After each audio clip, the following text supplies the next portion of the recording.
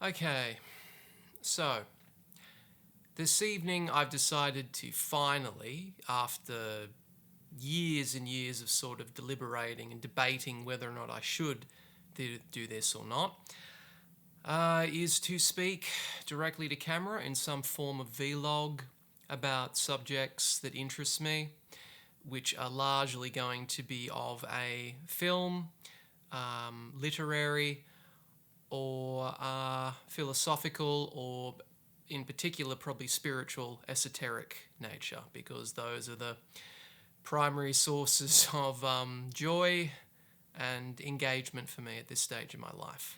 I'm going to be periodically looking at my notes because, I've never done this before.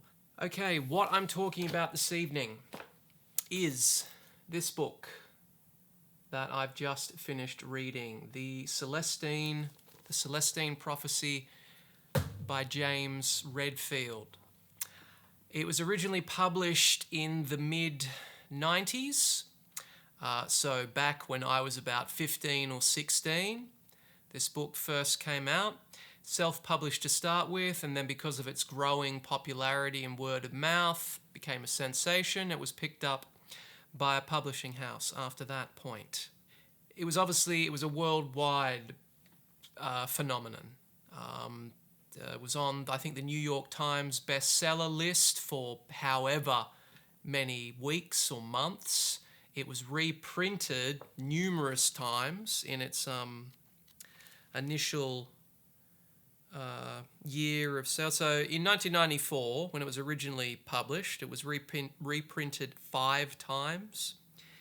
The following year, 1995, it was reprinted 8 times.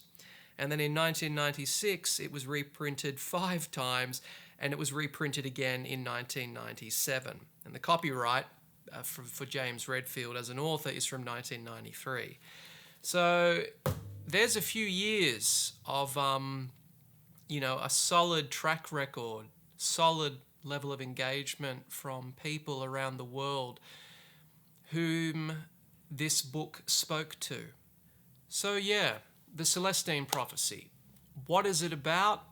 What is my assessment of how and why it spoke to people and continues to speak to people? It is essentially about a man who takes a sabbatical from work, wants to reframe and reevaluate his place in life, and he meets up with an old friend. An old friend mysteriously, out of the blue, completely randomly, gets back in contact with him and tells him about a manuscript, a translation of an ancient prophecy that was originally written by the Incans some, 700 years previously.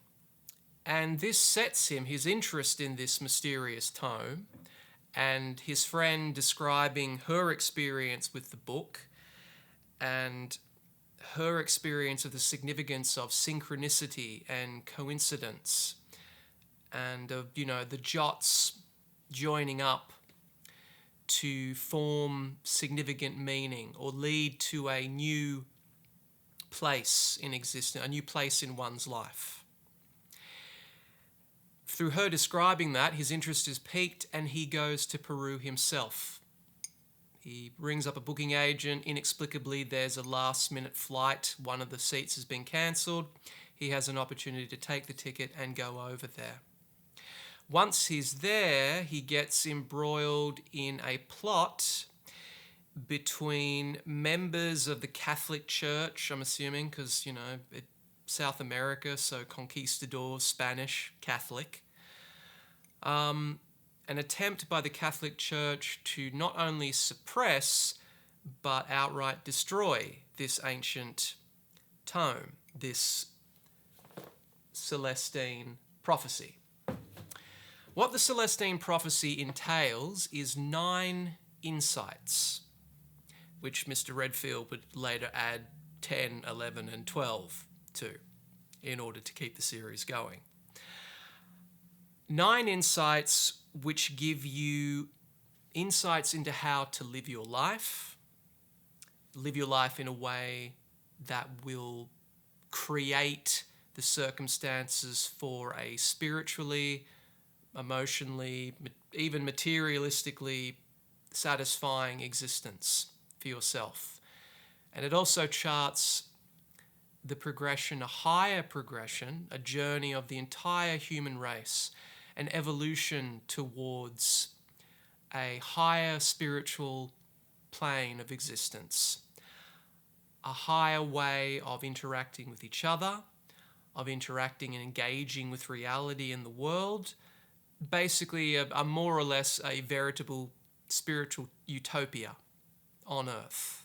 I can't remember all of the insights off the top of my head, so I'm not going to go into that. Maybe as I go into this, things will come back to me. The first one is just to recognize the significance of coincidences in your life. I think the second one is to reevaluate that coincidence and synchronicity in the context of the entirety of human history and human evolution, meaning reframing what history has been building up to, which in Redfield's, and bear in mind, this is a book of fiction, okay? It's presented as a work of fiction, even though Mr. Redfield has later added a companion guide to the Celestine Prophecy in terms of how to live your life successfully by these 9 insights. So he's invented these 9 insights based on his own experience working with abused adolescents, his own experiences working in the psychology field, his knowledge of human history, etc., etc. And he's condensed all of that into an imagined 9 insights into how people can achieve this higher spiritual plane of existence. So it's all made up, but Mr. Redfield has later gone back and made a companion book to not just this, but the subsequent books in the series,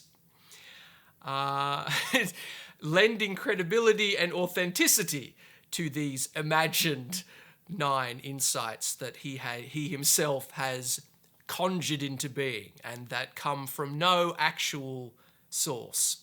The Celestine ruins that the characters go to at the end of the book do not actually exist in Peru. That's entirely made up. It's these temples, it doesn't exist. Over the course of the book, the lead character, whose name I can't even remember, it might be John because it's John in the film. I can't remember his name mentioned in the book, but throughout the course of the book, he experiences and comes into contact with the rest of these 9 insights. Oh no, first off, to see that throughout the entirety of human history, every conflict that we've created and that we've been a part of is a result of human beings stealing energy from each other. And it's because of control dramas, which are our primary modes of being and how we get energy directed towards us. Control dramas that have been created by our interactions with our parents. For example, if you've had 2 parents who were interrogators, this is the language and jargon that Mr. Redfield has invented for these 9 insights. If your parents were both interrogators, that means you become aloof and distanced from engaging with humanity as a way of coping with that. So that's how you get your energy back. You keep it to yourself because your parents have been trying to steal energy and life force from you by being interrogators, constantly at you. What do you believe? Do you believe in this? Do you believe in that? What's your opinion on this? So your protective shield or psychological defense mechanism is becoming aloof. That's one example of a control drama. that the protagonist has. And we see that throughout the novel, him using that to not engage with other people in the story, be aloof, stay distanced, be in control. So human beings have been stealing energy from each other throughout history. Once we get, I think, to like the fourth or fifth insight, we realize that we can draw upon a greater field, a greater source of energy from the world, and not need to draw on each other anymore. We gather this from nature. And this is one part that I'll go on about later that I'm not skeptical about. I actually do believe this. So you can throw me in with the woo-woo, throw me in the woo-woo prison if you like for that. That's fine. I'll explain later. So we can draw upon the natural world for our energy. We can draw upon the beauty and splendor of the natural world as a source of energy to not get engaged in controlled dramas and not be defensive with people and be in a state of being that allows us to move forth in our lives and allows us to develop and evolve in a way that is spiritually, emotionally, physically satisfying. 6 is something about how you do that, how you engage and re-engage and don't lose your connection with the natural world, even though, you've got everyone else who hasn't heard of these 9 insults, 9 Freudian slip, 9 insights, hasn't heard of these 9 insights and is still on the level of trying to leech energy from you. I think 7 or 8 is... 7 or 8, I think is something about how you should ideally interact with other people. And specifically also a little side note, Mr. Redfield gets up on his soapbox and starts telling people how they should raise their kids and how they should speak to their children. Not just going to stop at human evolution, in its entirety. He's going to be specific and say this is how you should raise your kids. You're supposed to use language with children like you would use with an adult. You don't talk down to them. You are honest with them and truthful. And you give them the answers you would give an adult. You don't assume that children aren't going to understand what you're talking about. And it's also how you engage with each other and how you should engage with each other. You should always be trying to find something beautiful about the person you're speaking with, no matter how hideous they may be. For example, the sociopathic cave trolls like Rudy Giuliani and Donald Trump of the world, even confronted with that level of human ugliness and manipulation and greed and so forth, you should still find something incredibly beautiful about them. God knows where. But find something beautiful about everyone you encounter, and give them energy through that. Give them energy so that they can be in their best state of being, their best state of mind. And give energy to them so that you can receive energy back as well. It becomes a cyclical thing. We're all building up and giving energy to each other. And I think by that stage we've reached like the 8th or possibly 9th insight.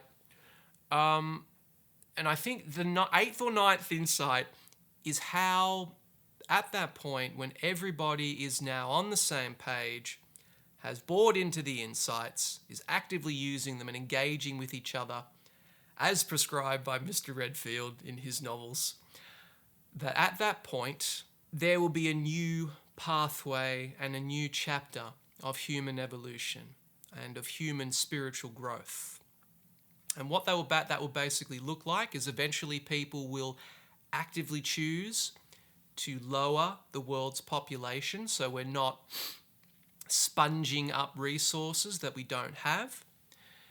They will actively involve themselves in campaigns that encourage long growth old age forests and encourage campaigns that protect the natural world and sustain the natural world and sustain the beauty of the natural world, so that everyone in the world will be living in forested areas or close to forested areas with 200, 300-year-old trees, and drawing in the beauty and drawing in the splendor and energy of that.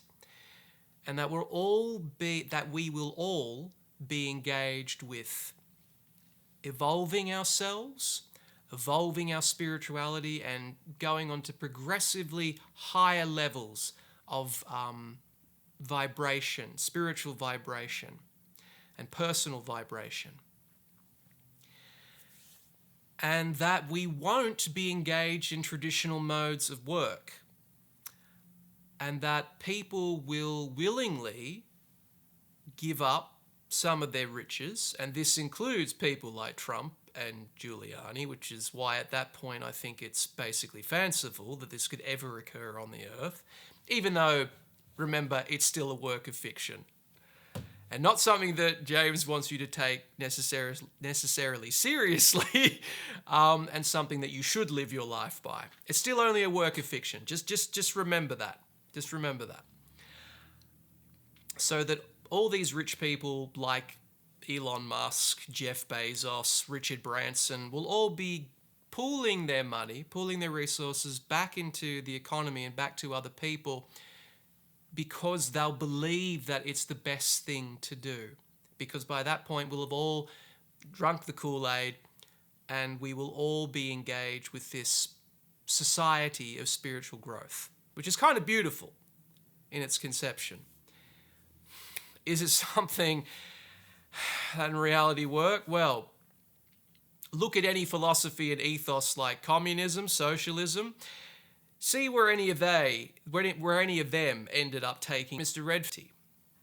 Anyway, at the end of the novel, and what I do like about the novel is that James Redfield does stick the landing quite well. It's not like a dissatisfying, fizzer like traditionally Stephen King would write, which basically in Stephen King's case mostly amounts to blowing shit up, a la The Stand, because he's brought too many elements into play, so we need to blow it all up again. First we blow up a whole host of characters because he doesn't know what to do with the townspeople gathering to fight Randall Flagg. Then he blows up everyone a second time with a nuclear warhead that the trash can man has brought into the equation. Because again, he doesn't know how to fucking finish this thing, because Stephen King doesn't ever conceive or conceptualize his endings before he starts writing. He writes to find out, which is great, but it also means that your ending is probably going to be weak because you'll be finding it, and it's basically a case of luck. What makes sense by the end of the story will blow everything up, that's fine.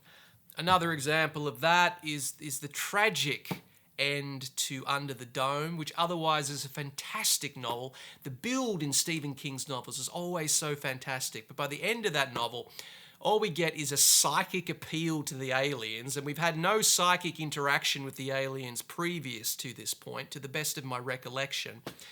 But no, in order to make King's story and our salvation work, because the dome is getting filled up with poisonous gas as some kind of petri dish experiment by extraterrestrials. Because he's finding the ending, he decides to have a psychic interaction between the fucking aliens in order to save the humanity under the dome.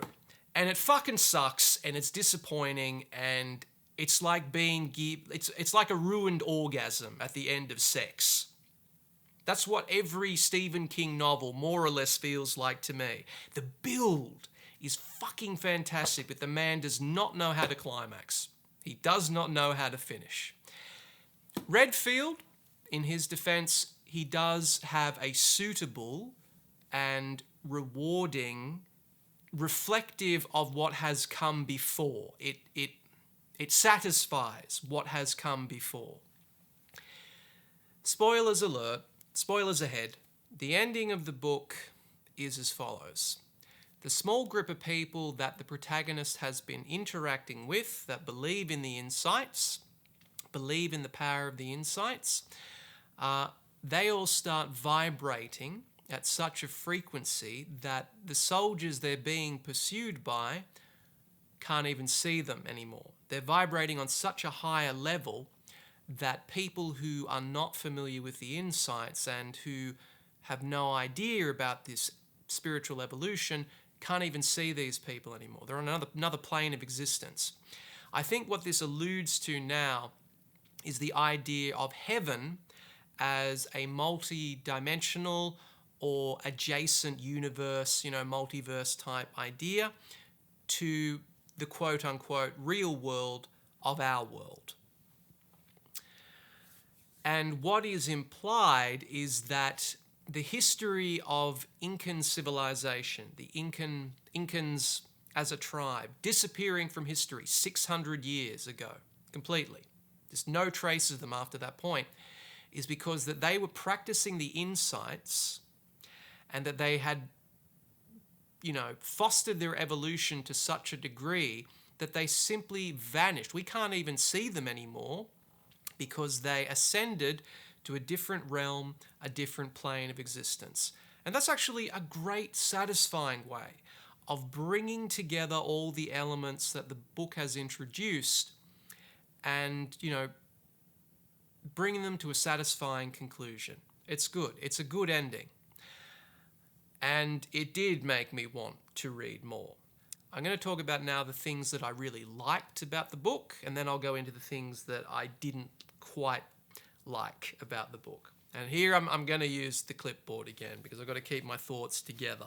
Okay, so with all of this now, major spoilers ahead. I know that I probably should have prefaced that at the beginning of this quote-unquote vlog essay, but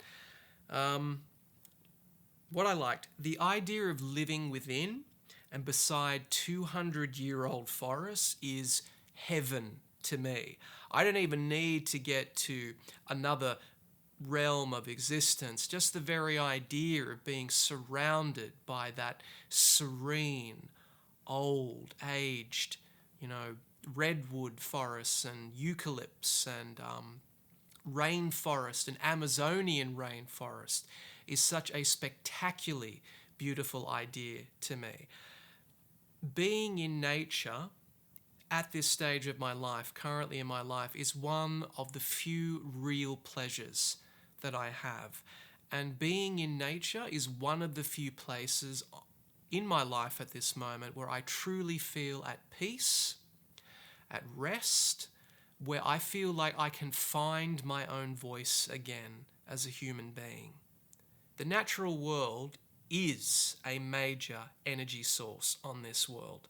And if you have truly, and anyone who has a true appreciation for the beauty of the natural world understands this. People like John Denver, the singer, man, did that guy get it. He gets it about the natural world is just so fucking awesomely beautiful. It's splendor. It's paradise on earth. Being in untouched or relatively untouched and unspoilt natural areas in the world. If you truly are connected to nature, I challenge you not to feel that serenity within yourself. And that's why it's just mind-blowing to me that anybody can just blithely dump shit in the natural world. If you're one of those people who I've seen the remnants of before, in the form of beer bottles, chip packets, any disposable packaging or food source, please do me a personal fucking favor and learn to evolve. Pick your knuckles off the damn ground, adjust your fucking cranium so it's not a goddamn overhang, and learn to respect Mother Earth. Learn to respect nature. There is no reason for you to dump shit in the natural world. There is no reason you can't take a fucking canvas bag or a plastic bag with you, scoop up your damn shit when you're done eating, and take it back to your fucking car at the end of the day. If you can't manage that as a human being, you don't even deserve the imagined fucking insights that Redfield is proselytizing here. Anyway, rant about people's contempt for the natural world over. I am 100% on board and aligned with Redfield on this point. There's no question that the natural earth is a major energy source on this planet. And anyone who can't appreciate that is a fucking moron and needs to get their head examined. The other thing that I really liked about the novel is the idea of synchronicity and coincidence and seemingly random events eventually leading to some form of significance and meaning in your life. I've experienced coincidence and the idea of synchronicity, things coming together in some strange, almost intangible way that you can't quite articulate numerous times in my life. A recent example is last week when I, as an English language teacher, regularly interact with South American students. They're the main intake at the moment. I watched the Netflix film Nowhere, which is a story about to my best of my knowledge, she could have been Spanish outright, but to the best of my knowledge, the story is set in South America. She's a pregnant woman about to give birth. She gets separated from her partner on a shipping container and has to fend for herself. It's essentially a contained, closed concept survival story about someone grappling with the elements. Like similarly to All Is Lost with Robert Redford, similarly also to Buried with Ryan Reynolds. So, I deal regularly with South American people. I watched a film about a South American woman the night before who was pregnant. I also happened to watch, in the same space of 24 hours or so, a French animated film about Pachamama, which is the Peruvian version of Mother Nature, the Peruvian version of Mother Earth. And this was an animated film, for kids. I had some, dark themes, dark violence, etc. But it was okay. It wasn't a bad film. Not a great animation, but okay. Couple of hours later, into the following day, I am at home preparing my lessons for work, and I am selling a food processor because I don't have the space for it in my new place. My new place is much tinier than my old place. Who should show up at my door to purchase this food processor but a heavily pregnant, which I didn't actually realize at first. How do you not see a pregnant belly? But I didn't until right at the end of our interaction, basically. A heavily pregnant South American woman.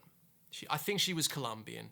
So this heavily pregnant Colombian woman purchases my food processor from me. Not only that, but she happens to be an English language teacher herself.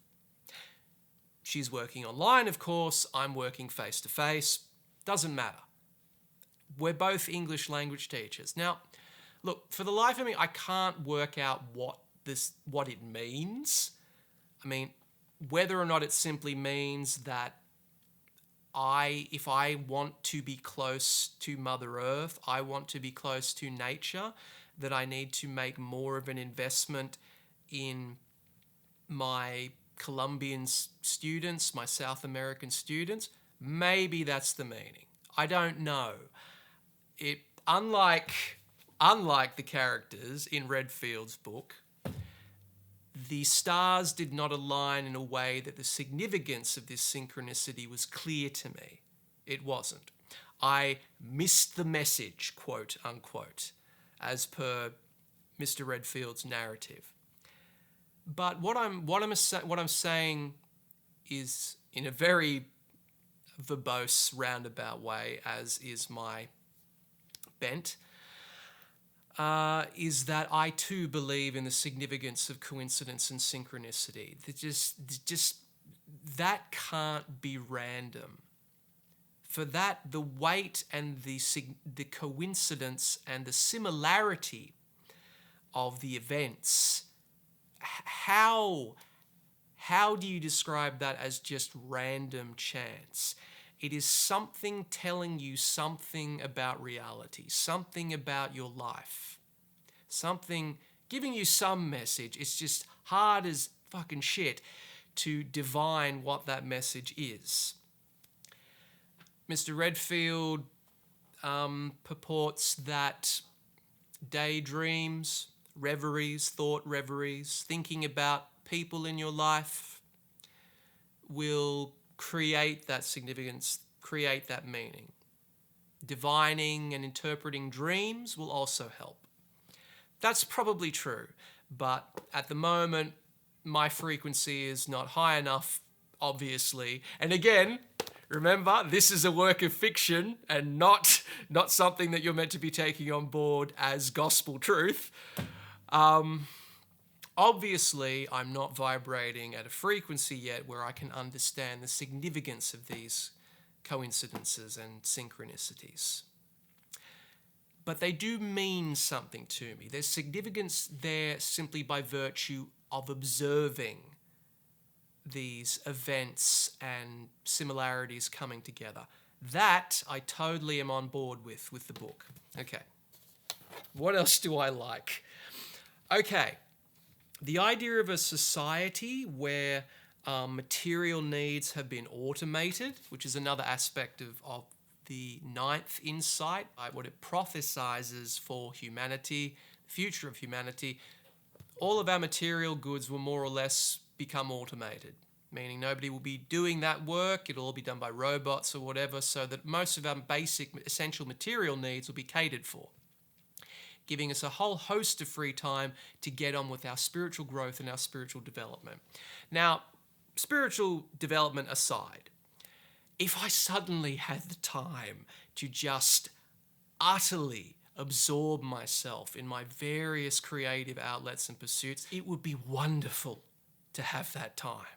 Wonderful to be free of the necessity to do bullshit work that you don't really enjoy and that you never really wanted to do in the fucking first place, but you're forced by the necessity of this materialistic, capitalistic society to keep grinding from day in, day out, breaking your spirit every fucking day just a little bit more just to survive.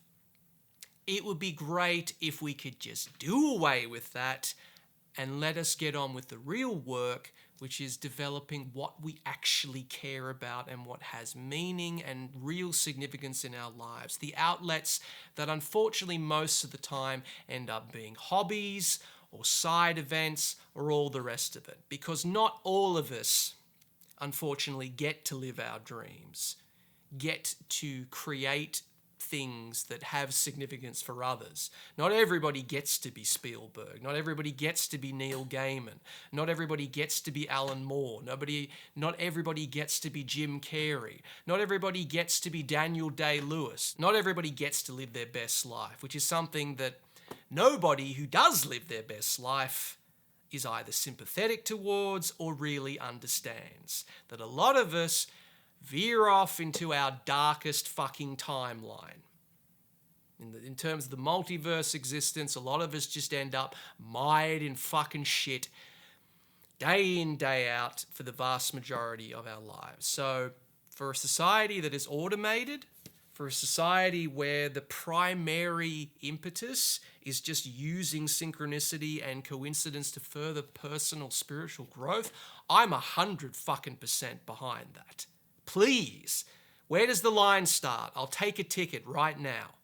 Okay, so I've talked at length now about what the book is about, what spoke to me in it, and a lot of it, look, I'm really on board with. But remember, it's a work of fiction. What didn't I like? The primary thing that I didn't like about this is that more or less this is a cult manifesto dressed up very, very flimsily, I might add, dressed up as a traditional action-adventure novel. James Redfield in 1994 more or less created the prototypical Dan Brown novel. The only things that are lacking here are the stronger elements of spy and espionage thriller. But the comparisons here are obvious. The central conceit is a religious truth that has been kept from humanity by a religious body because they're afraid of it upending the natural order and upending their authority and power on earth. That's the similarity that both books share, and they also share the action-adventure aspect of it.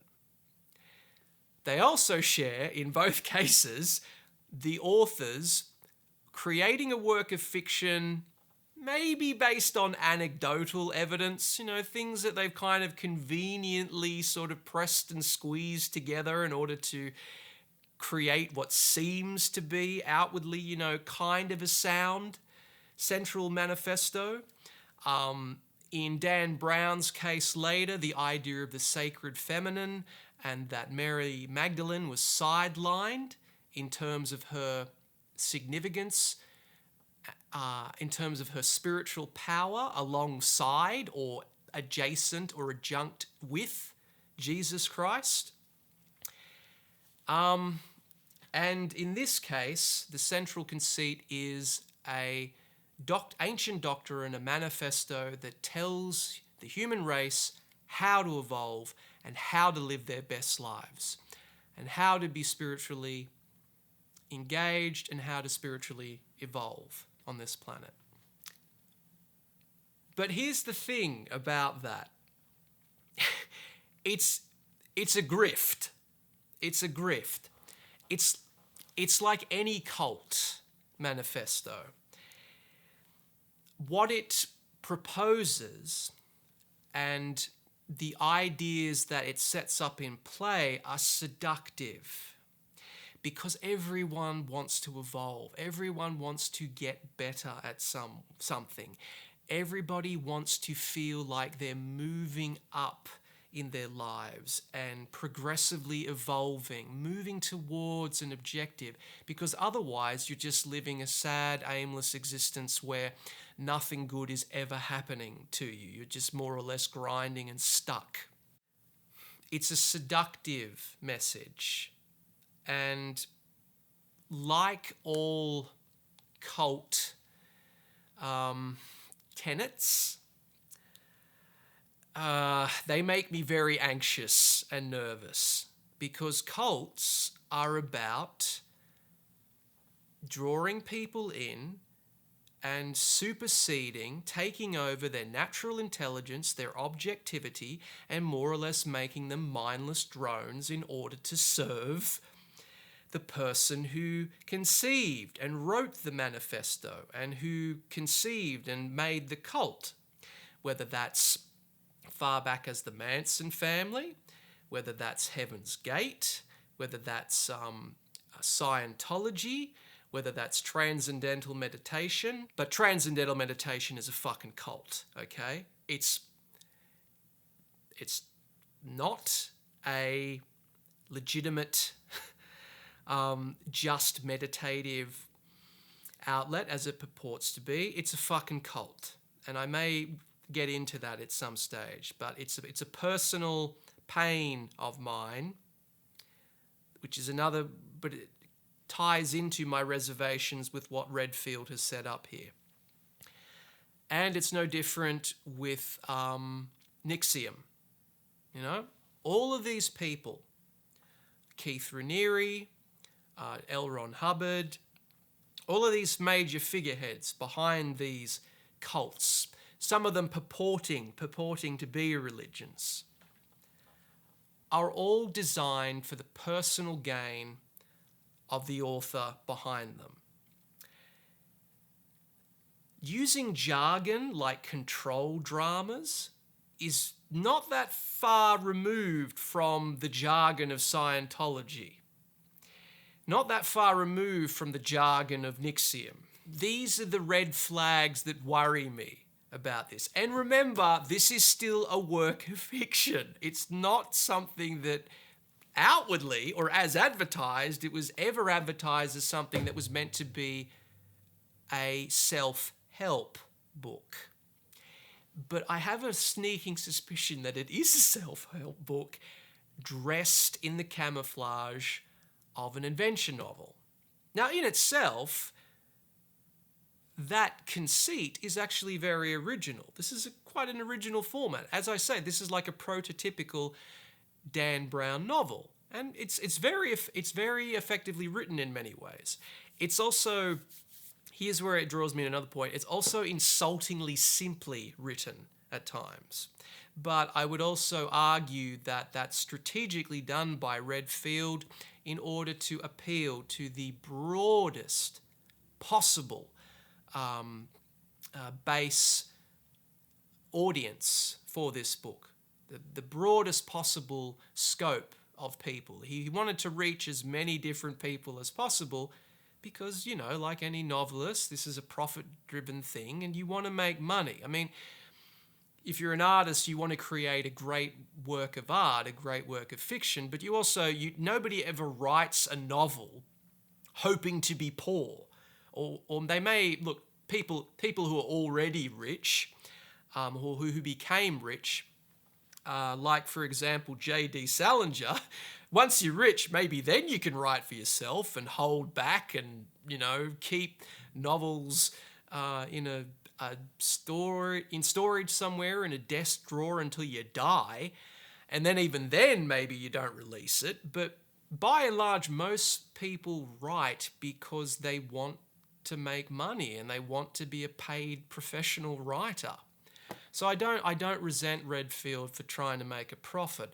What I do resent, however, is the grift aspect of this, is setting up a novel to be outwardly present itself as one thing, but then when you pierce the surface and you get down below, it's a completely different thing.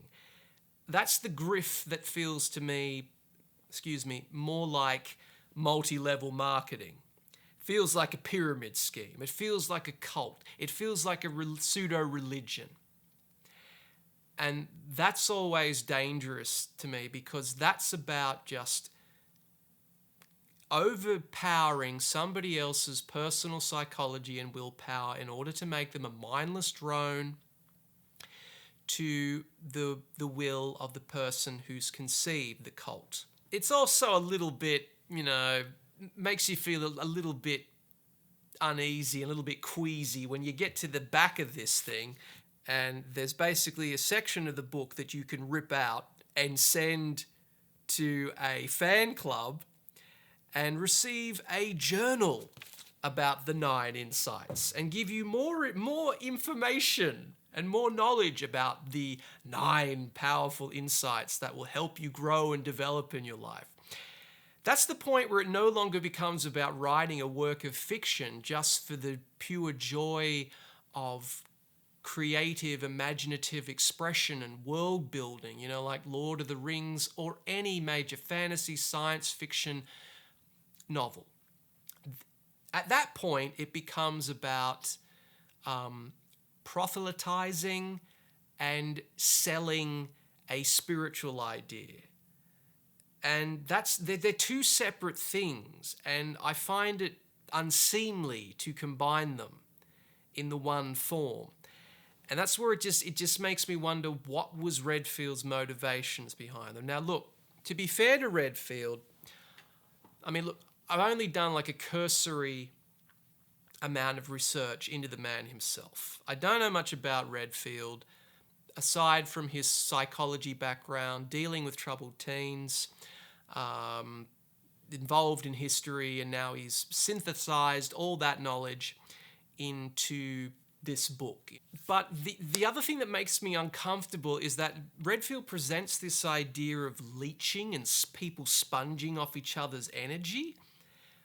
If you're more or less creating the manifesto for a cult, and although this is not nearly as pernicious as Scientology, it's not institutionalized. There's, as far as I'm aware of, there's no church of the 9 insights. I hope to Christ there's not.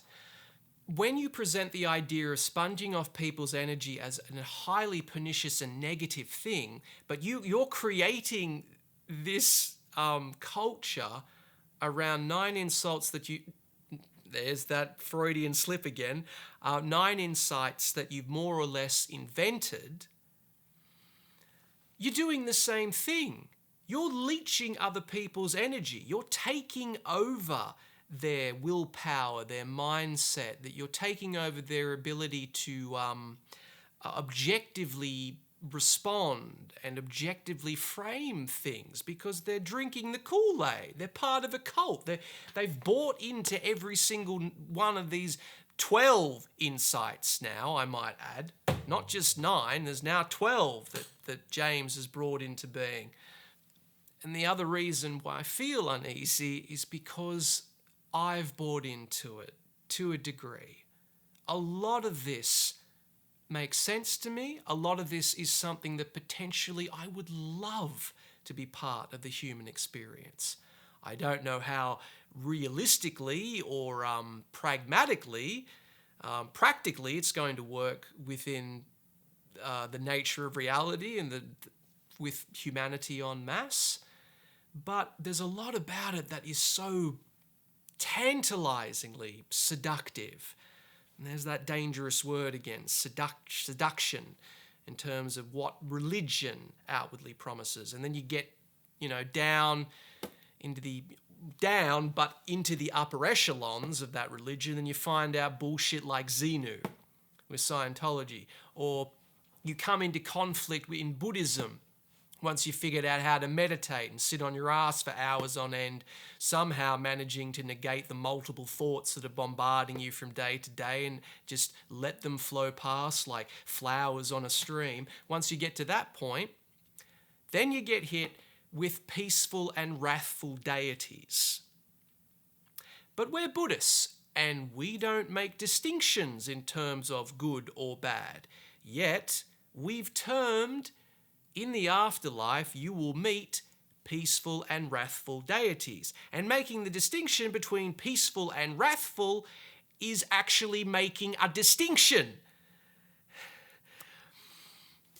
which has been the constant source of frustration for me as a person, as someone who has spiritual proclivities and spiritual inclinations, constantly coming up against the backhanded bullshit of every major religion, because once you get past the initial attractive, wow, wonderful veneer, you inevitably get hit with hypocrisy, bullshit, lies, outright fucking lies, or things that they never would have told you about at the outset. And that's, again, my unease with it, because it's basically mirrors the religious experience. So again, my problem is that my unease with the novel is that it's like any, series, it's like any marketing, it's a, marketing technique. Everything about it is seductive and beautiful and idealistic to the extent that you want to keep reading. It's designed to keep the reader buying more of the series, buying into the 9 insights, because I'm absolutely certain that there would be chat boards related to it, there would be groups of people who come together to talk about it, all bolstering and lending more weight and authenticity to something that James Redfield pulled out of his ass at more or less, best guess about how reality could potentially better function. That's what's upsetting to me, is taking a work of fiction and lending credence to it to turn a quick buck. I really enjoyed reading this book. It's a great read, mostly and primarily for its spiritual insights. It's very plainly written. Characters are more or less interchangeable. There's nothing really special or significant or even distinct about many of them. I mean, the priests, Sanchez and even Sebastian, even though he's the antagonist, are more or less interchangeable in the way that, the manner that they speak, their personal ethos.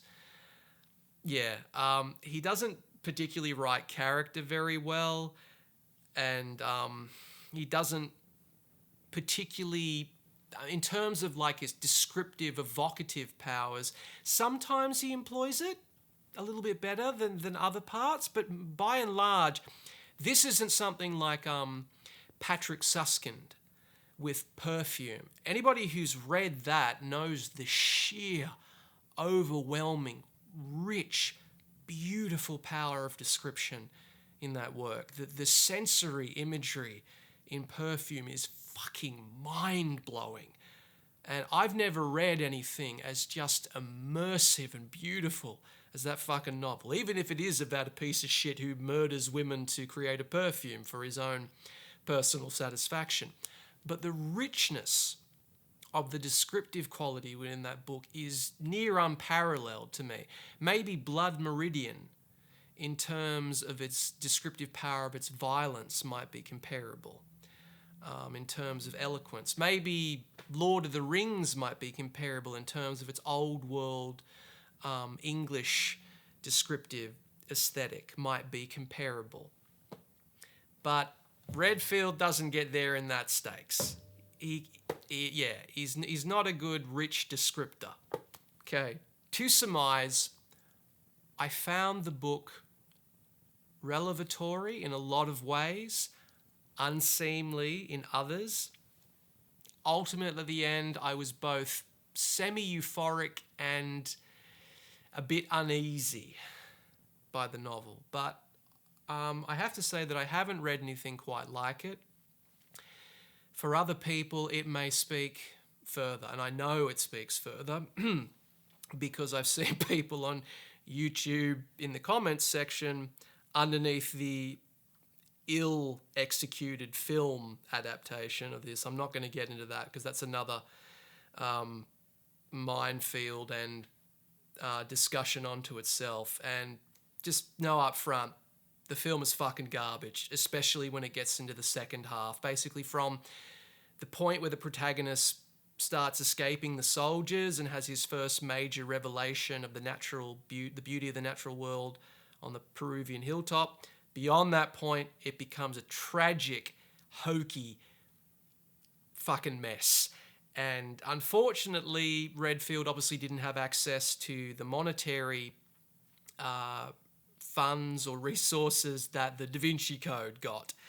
And even, solid and very good actors like Hector Alonso, and I'm sorry if I'm pronouncing his South American name incorrectly, even he can't do anything with the tepidness of the script. It's shit. But people were praising that pile of dog shit, which is why I know that this work spoke to people.